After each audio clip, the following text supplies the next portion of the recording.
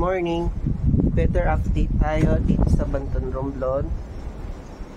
Dumaan nga ang bagyo kagabi, mga 9 to 10 ng gabi. Sobrang lakas ng hangin at pati ng ulan. Pero konti lang naman ang distraction na nangyari.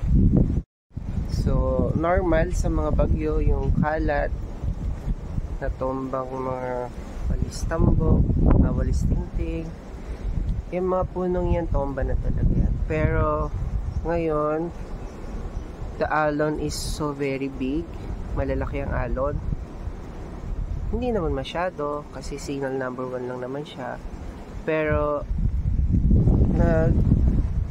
nag-announce na si Star Horse kagabi na kahapon na suspended nga ang biyahe ngayon papuntang Banton, Romblon.